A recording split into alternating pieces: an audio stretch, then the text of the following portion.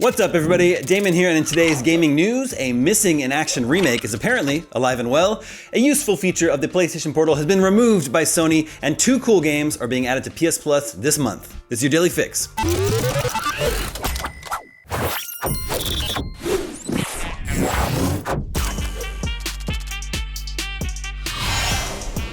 The Star Wars Knights of the Old Republic remake is one of gaming's most elusive projects. Announced in 2021, the long-awaited remake has changed hands multiple times, seemingly stopped development and restarted again, and after 6 years has yet to manifest. Fortunately, we finally have a real, concrete update on what's going on. Saber Interactive is still working on it, and according to the CEO, it is alive and well. Speaking to IGN, Saber Interactive CEO Matthew Karch confirmed that the company took KOTOR with it during its split from Embracer Group, and that the game is still in active development. He said, "It's clear and it's obvious that we're working on this. It's been in the press numerous times. What I will say is that the game is alive and well, and we're dedicated to making sure we exceed consumer expectations." I'm not sure that it was obvious. The only asset we've ever seen of it was the teaser announcement from September 2021, and even when it was announced last month that Saber was splitting from Embracer, no mention was made of the KOTOR remake. But in an investor call following the announcement of Saber's departure, Embracer CEO Lars Wingefors implied the KOTOR remake may still be a long ways away, or in a galaxy far, far away. After 3 years of development at Aspyr, it was paused indefinitely due to lack of progress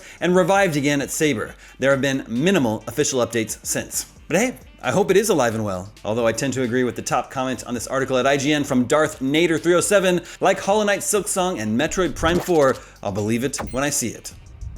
Moving on, one of the Google engineers who hacked the PlayStation Portal to run emulated PSP games says Sony has now fixed the exploit after his team, quote, responsibly reported the issues to PlayStation. In February, Andy Wynn, who works at Google on cloud vulnerability research, took to social media to show a PlayStation Portal running the PSP game Grand Theft Auto Liberty City Stories natively. Sony released the PlayStation Portal as a handheld game streaming device that wirelessly connects to the PlayStation 5. Officially, it is not possible to play games natively on the Portal. But Wynn hacked it to run the PPSSPP emulator, which meant no Wi-Fi streaming was required. At the time, Wynn said the hack was all software-based, which meant hardware exploitation was not required, but the team had no plans to release the hack. Now, Wynn is treated to say the bugs were fixed with the recently released 2.06 update after he reported the issues to PlayStation.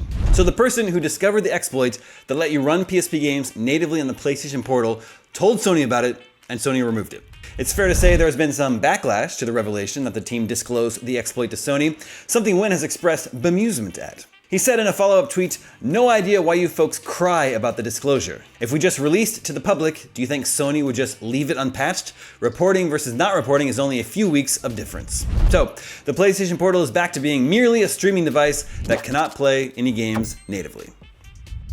And finally today, Sony has announced 2 additions to the PlayStation Plus game catalog in April. Dave the Diver hits PS Plus on April 16th. This is one of the surprise hits of 2023, receiving a 9 out of 10 from IGN. We said, Dave the Diver is an aquatic adventure RPG that's wholesome, wonderfully complex, and delightfully hard to put down. And remember, Godzilla is attacking Dave the Diver in May, so perfect timing. Meanwhile, Tales of Kinzara Zhao arrives day 1 into the PlayStation Plus game catalog on April 23rd. This EA-published 2.5D Metroidvania game was shaped by Assassin's Creed actor Abubakar Salim's own experience with grief. Could we be getting 2 great Metroidvanias so early in the year? This and Prince of Persia: The Lost Crown.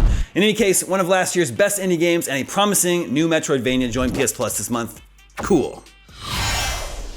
And that is your Daily Fix for Wednesday, April 3rd. Now that you're caught up on the news, check out our exclusive gameplay of Stellar Blade.